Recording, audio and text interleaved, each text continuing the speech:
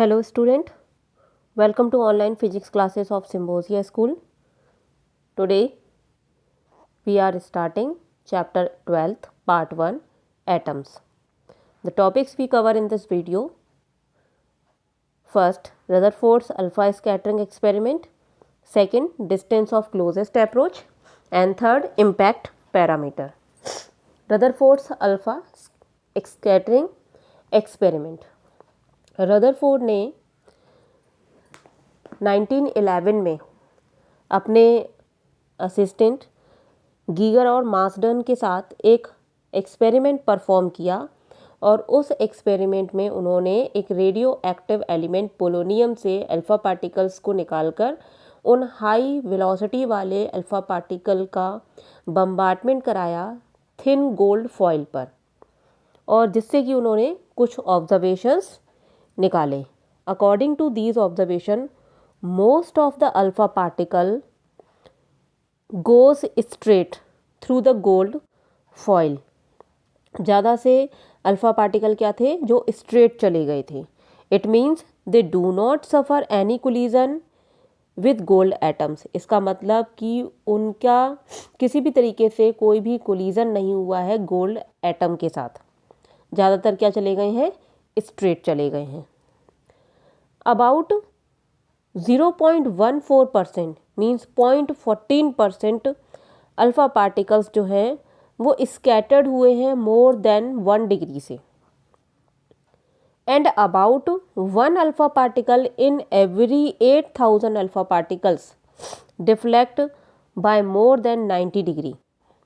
बहुत ही कम ऐसे अल्फ़ा पार्टिकल थे जो कि 1 डिग्री से ज़्यादा एंगल पर डिफ्लेक्ट हुए, और लगभग 8000 अल्फ़ा पार्टिकल में से कोई एक अल्फ़ा पार्टिकल जो था वो 90 से ज़्यादा एंगल पर डिफ्लेक्ट हुआ था. तो ये उनके ऑब्जर्वेशन थे. अब इन ऑब्जर्वेशन के अकॉर्डिंग उन्होंने अपना एक्सप्लेनेशन दिया. Rutherford concluded that most of the space in an atom is empty. उनके अकॉर्डिंग एटम का बहुत सारा जो हिस्सा होता है वो खाली होता है. सेकेंड, उन्होंने अपना कंक्लूजन दिया था, means explanation, very strong force alone could have deflected alpha particles through large angle. Rutherford concluded that the entire positive charge of the atom must be concentrated in a tiny central core of the atom, and this tiny central core of each atom was called atomic nucleus.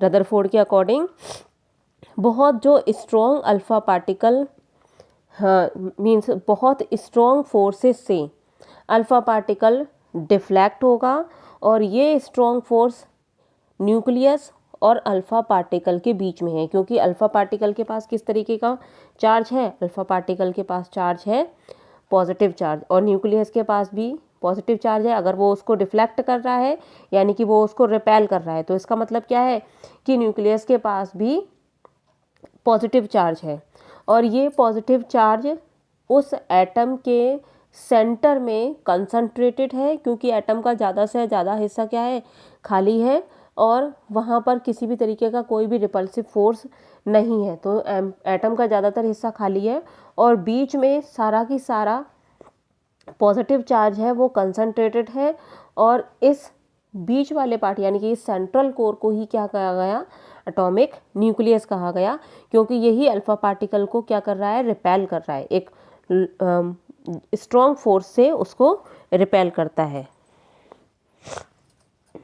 He made fall alpha particle on different metals foil. अब उन्होंने alpha particle को अलग अलग metals के foils पर bombardment कराया, और वहाँ से उन्होंने नंबर ऑफ पार्टिकल जिस तरीके से स्कैटर्ड हुए हैं उस तरीके से उन्होंने उनको काउंट किया, और ये देखा कि अलग अलग मेटल के लिए जो स्कैटरिंग थी वो अलग अलग थी. इसका मतलब है कि अलग अलग मेटल के लिए सेंट्रल कोर यानी कि जो एटॉमिक न्यूक्लियस है वो अलग अलग है. कहीं पर कम फोर्स से रिपेल हो रहा है, कहीं पर ज़्यादा फोर्स से रिपेल हो रहा है.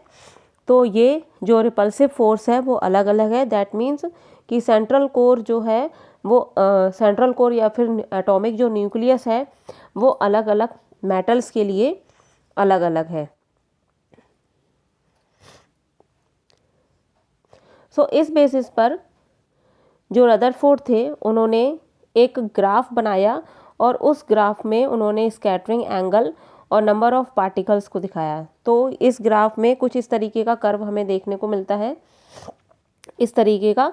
और इस कर्व को देखने से ये पता चलता है कि जब आपका स्कैटरिंग एंगल इंक्रीज हो रहा है then number of alpha particle scattered है, उनकी जो काउंटिंग है वो क्या हो रही है, कम हो रही है। जैसे जैसे एंगल बढ़ता जाता है number of scattered alpha particle की वैल्यू या उनका नंबर्स क्या हो जाता है, कम होता है। तो जब बहुत ज़्यादा जो अल्फ़ा पार्टिकल्स हैं वो 0 डिग्री से 1 डिग्री तक स्कैटर्ड होते हैं, उसके बाद जैसे जैसे जैसे जैसे एंगल बढ़ रहा है वैसे वैसे अल्फ़ा पार्टिकल्स का नंबर्स जो है वो कम हो जाता है।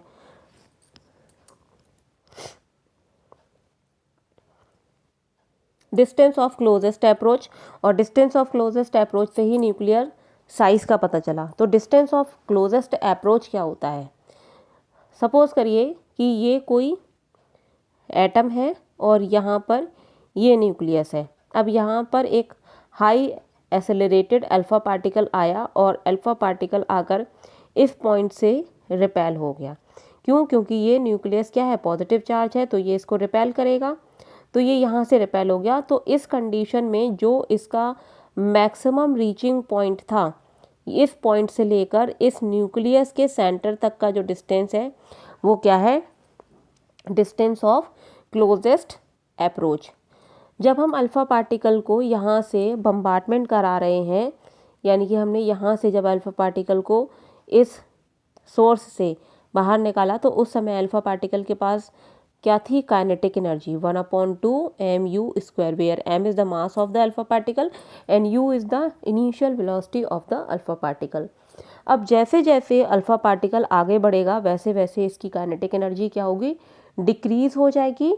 और जिस रेट से काइनेटिक एनर्जी डिक्रीज़ हो रही है उसी रेट से पोटेंशियल एनर्जी बढ़ जाएगी।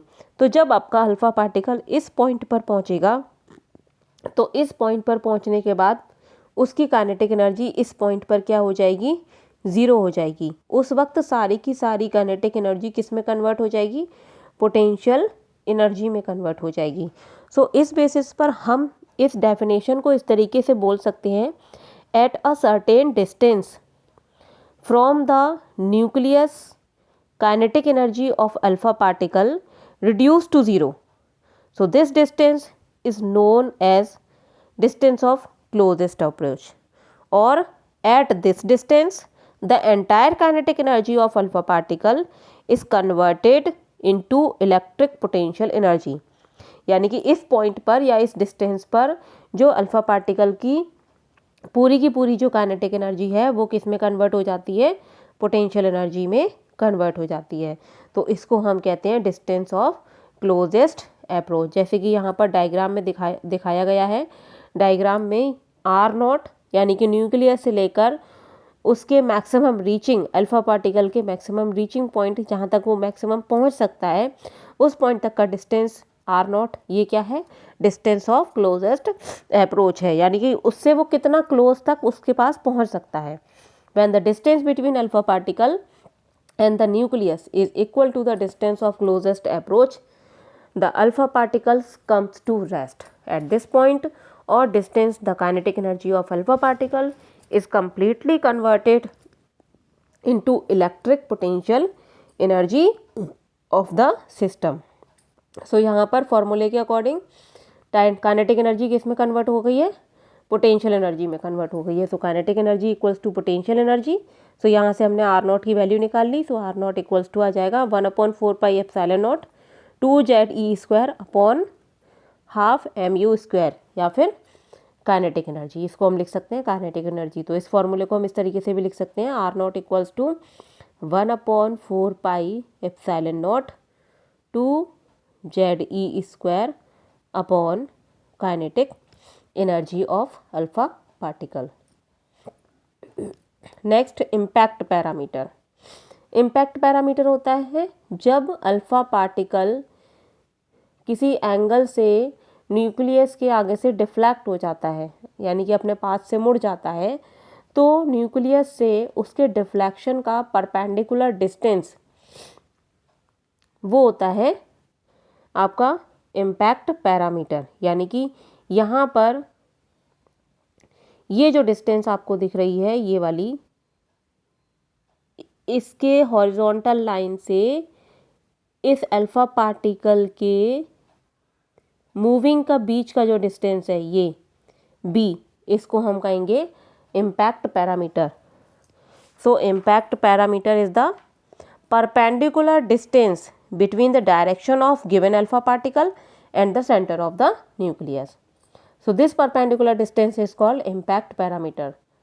So according to the definition, the perpendicular distance of the velocity vector of alpha particle from the center of the nucleus when it is far away from the nucleus is known as impact parameter, and the impact value of impact parameter B is given by ZE square cot theta by 2 upon 4 pi epsilon naught half mu square. So for large value of B, cot theta by 2 is large, B की large value के लिए जो angle होगा वो ज़्यादा होगा, then scattering angle is very small, that is alpha particle travelling far away from the nucleus suffer small deflection. जो alpha particle nucleus से जितना ज़्यादा दूर होगा उसका डिफ्लेक्शन उतना ही कम होगा, डिफ्लेक्शन एंगल उतना ही छोटा होगा। For small value of B, cot theta by 2 is also small and theta the scattering angle is large. छोटी वैल्यू के लिए स्कैटरिंग एंगल बड़ा होगा। इसका मतलब है कि अल्फा पार्टिकल जो कि न्यूक्लियस से ज़्यादा पास ट्रेवल कर रहा है उसको लार्ज डिफ्लेक्शन लगेगा। वैसे भी जब अल्फा पार्टिकल न्यूक्लियस से जितना ज़्यादा पास है उतना ज़्यादा उस पर फोर्स लगेगा, उतना ज़्यादा उस पर इलेक्ट्रोस्टैटिक रिपल्सिव फोर्स लगेगा और वो उतने ही एंगल से क्या हो जाएगा, डिफ्लेक्ट हो जाएगा, लार्ज एंगल से डिफ्लेक्ट होगा। For B equals to 0 that is alpha particle directed towards the centre of the nucleus. यानी कि जब बी 0 है इसका मतलब है कि alpha particle centre of nucleus के डायरेक्शन में ही ट्रेवल कर रहा है, तो उस वक्त theta by 2 cot theta by 2 की वैल्यू हो जाएगी 0, then theta by 2 equals to 90 and theta equals to 180। So alpha particle retrace their path with angle 180 degree. तो अल्फा पार्टिकल उसी पाथ पर वापस लौट आएगा। तो ये हमारे पॉइंट थे, closest approach, distance of closest approach and impact parameter. Thank you.